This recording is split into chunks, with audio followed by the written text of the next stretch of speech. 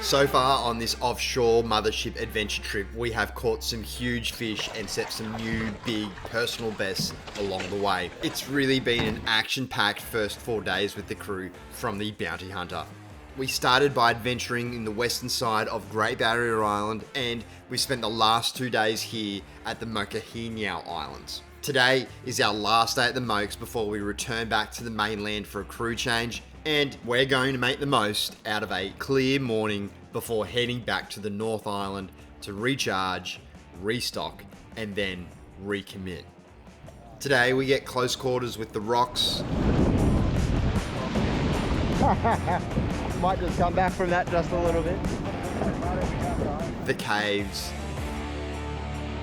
the cliffs, and we fish the western side of the islands.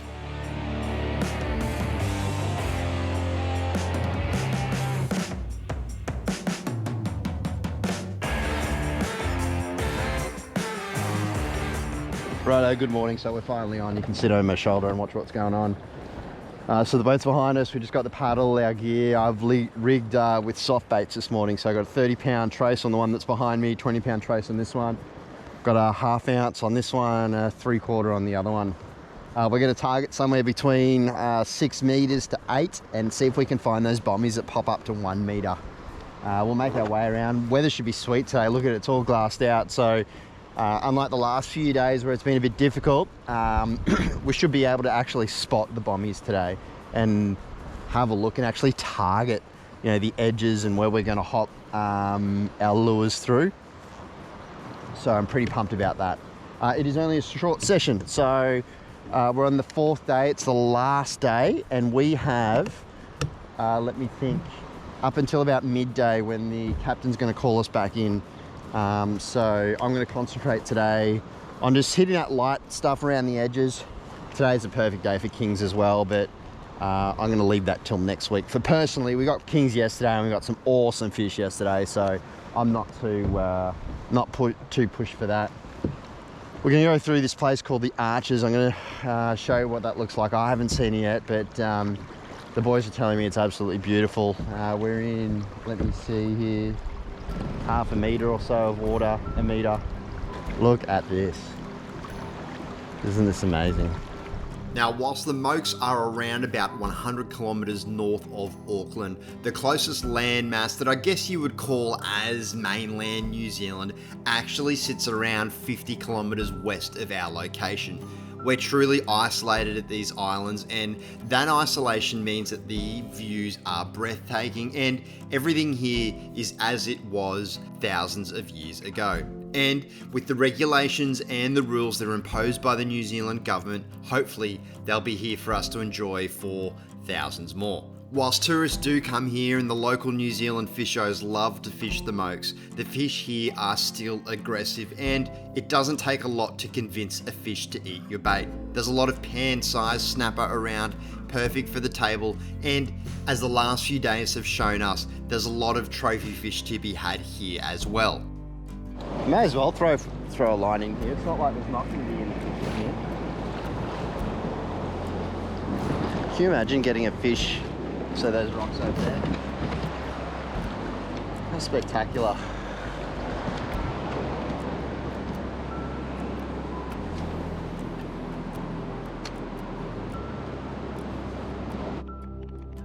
It's a solid way to start the morning, I can tell you that.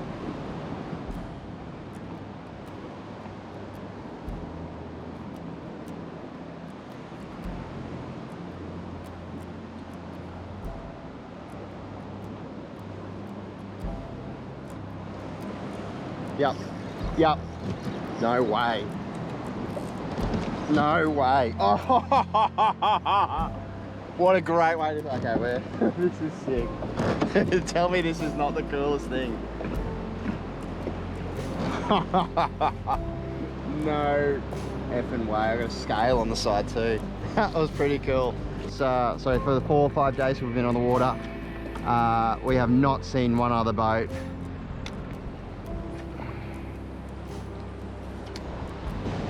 Hit reverse, stay out a little bit.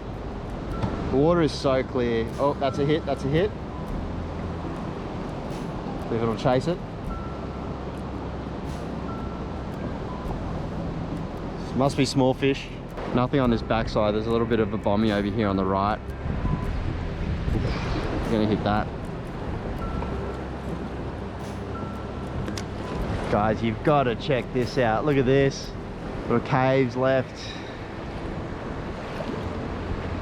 Caves to the right. See all the kelp coming up.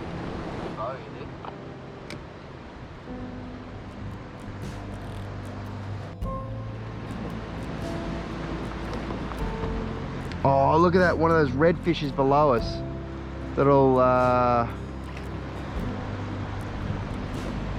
slimy fish that we caught last couple of days. That's pretty cool. Geez, they stick out. Totally going through that cave also.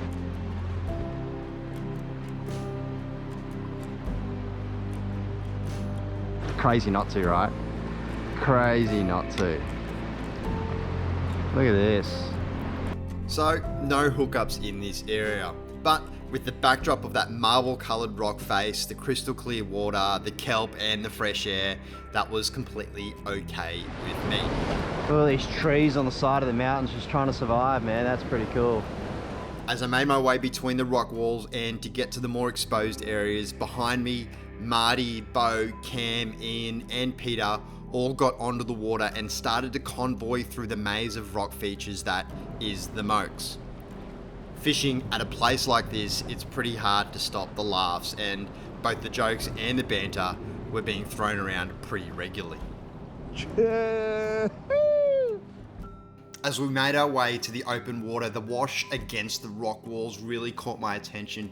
Against the open ocean, that wash was more violent and erratic than it had been the last few days, and as soon as I saw it, I decided that that was going to be my plan for the day. I was going to jump from one wash wall to the next, preferably aiming at rock wall points like this one, and jumping from point to point. What do you reckon? There's got to be a fish in the front of that, for sure, right? If you're new to fishing, it's pretty well known that schools of predatory fish sit on most major points in any system. It's a typical place where fish over the years have learnt that a meal is easy. They can sit back against the rocks and wait for the current and the seas to push their prey and their food right toward them. Look at this guy. Single pin in the middle of the bay. Tell me there's not going to be a fish on that. Oops. Maybe if I learned how to cast correctly, would be good. It's efficient for them, and most species of fish that I have fished for follow this trait. When I'm at home fishing a tournament or testing new gear, I jump from windy point to windy point. So I'm hoping today I can do the same. Yep.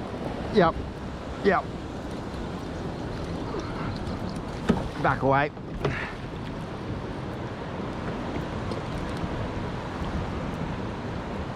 Oh. I feel we're rubbing. We're rubbing. I need to get over the top of it, but I don't want to get too close into that wash. Fuck it, we only live once, right?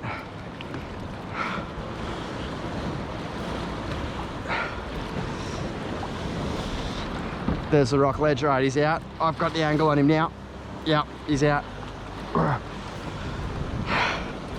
He's kind of behind me, quartering. I've got to pull him up from underneath.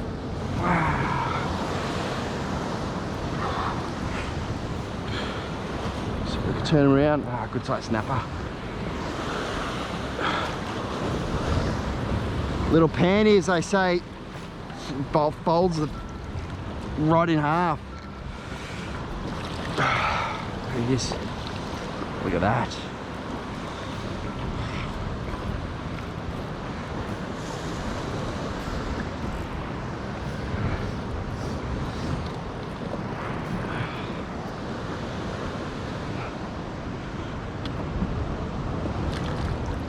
Number one for the day. Looks like I got him foul hooked. Smarty went into that rock. Had me under a rock then and I couldn't get him out, so had to work the angle. Meant going to the wash. Pretty happy there wasn't a set going on there. But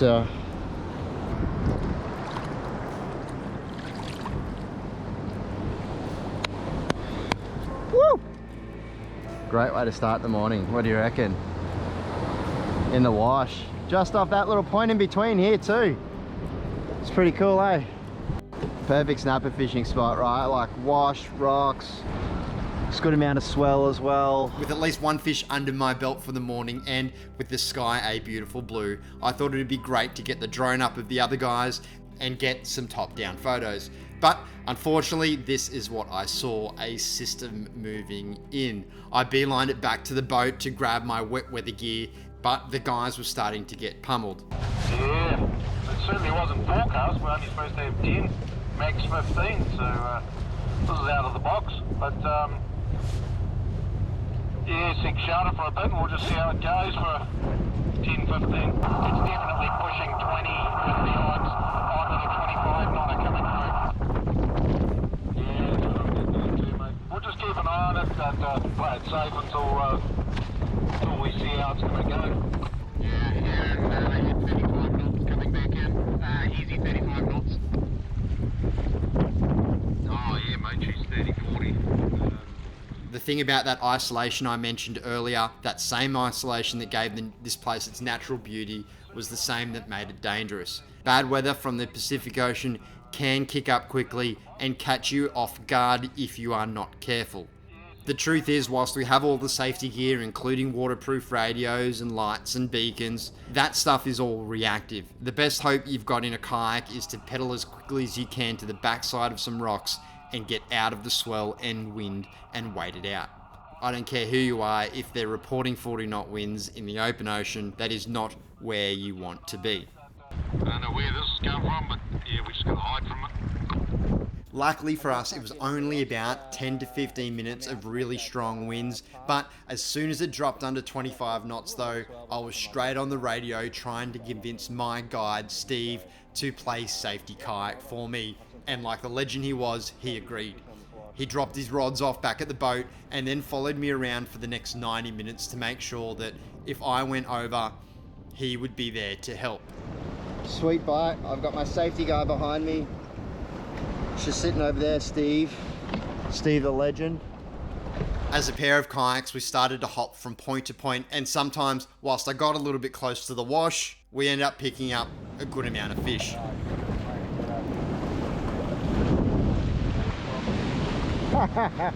Might just come back from that just a little bit.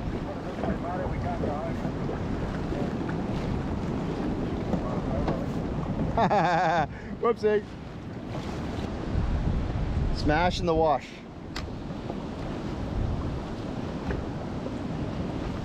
Yeah. Let's get out. Just trying to get back in there. Come on, sucker. Come for a pedal. Come for a pedal back. Yeah, you're good. You're good.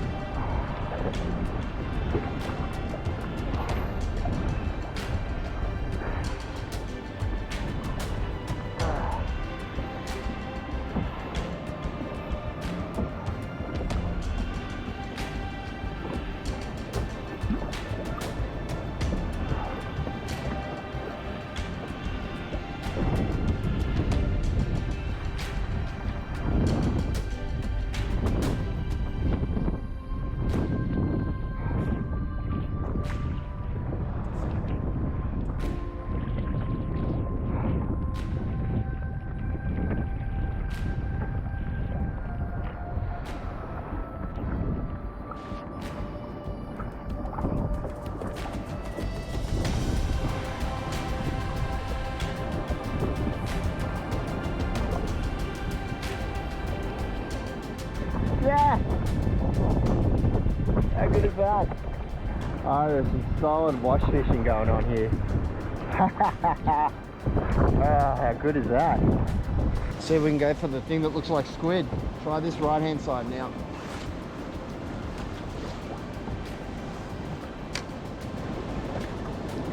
Yep. Oh, I got hit.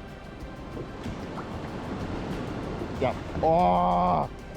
Yep. There we go. You went after it.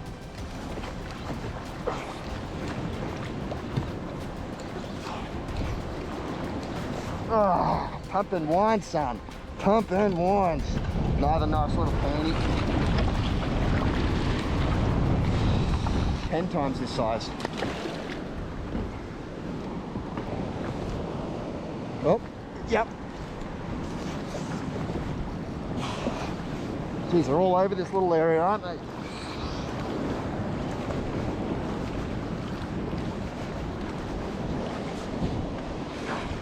Holy. Oh,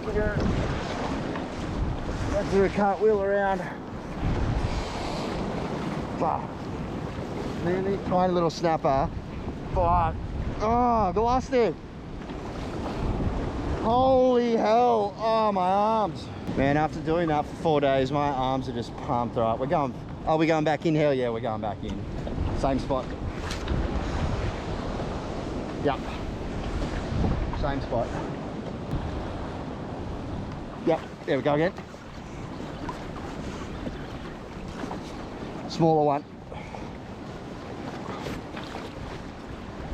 Nope, he got me too. Ah, the shoulder blades are hurting. At about the time that I was battling those fish there, Marty on the other side of the island started to crack into some nice fish himself. He was using full catch fishing suites from the rod and reel all the way to the jig head and the soft plastic. He ended up with a couple of nice fish. And, well, some commentary that we really just need to play. Yeah, boys! Yeah, boys! Yeah, boys!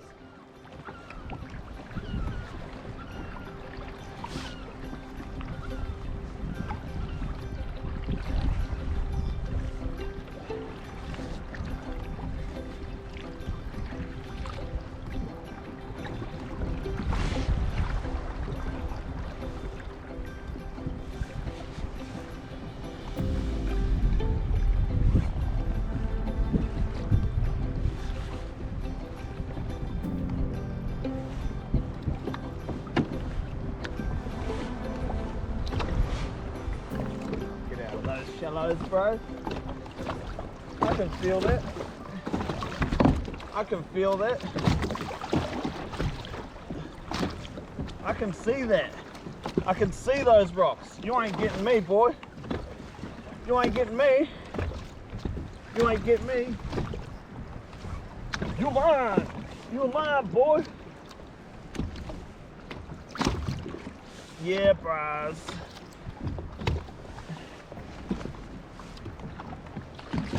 Look at this.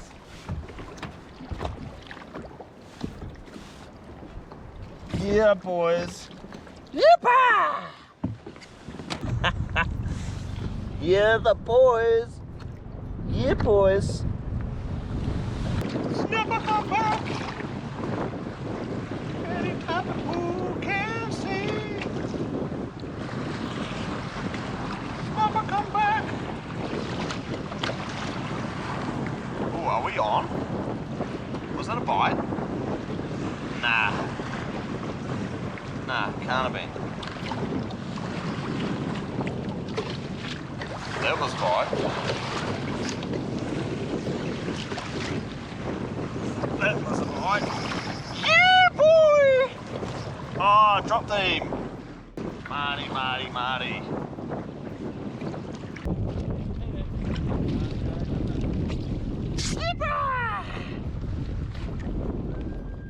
Now, while Steve and I had a little bit of time left before the bounty hunter had to leave, we decided to head back to the mothership and conduct a bit of a test. We'd always had rumors about the differences between a inflatable yoke life jacket and the permanent offshore ones that we have on us today. So Steve, being the legend that he was, jumped into the water and we tested some of that stuff out. Now, I'm not going to show you all of that stuff in this video. I'm going to leave that stuff to another video, but because you've made it this far, I'm going to show you some highlights. Remember, Steve is one of the most experienced kayak fishermen in the world.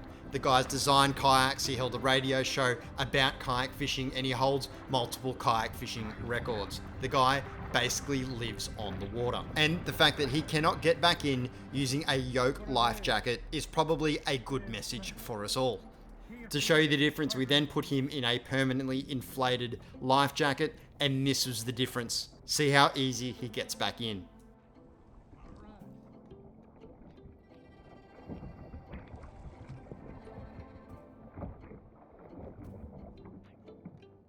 For us, there were some really interesting things to come out of this experiment, including the idea that he had a lot of trouble reaching above his head to grab the kayak because the yoke and the inflation up at the neck area were keeping his shoulders down. For the day though, that was us. We took a small catch, a couple fish for us to eat over the next few days while we were back at our home, but we were all running out of equipment and it was time to go home, rest and reset. We don't know it yet, but we will need that rest. In the next session, we head back out to Great Barrier and capture a fishing sequence that is insane. We get taken through how to rig, how to live bait, and then 30 seconds later, Marty catches this donkey. I hope you enjoyed the video. Stay safe. I'll see you next time.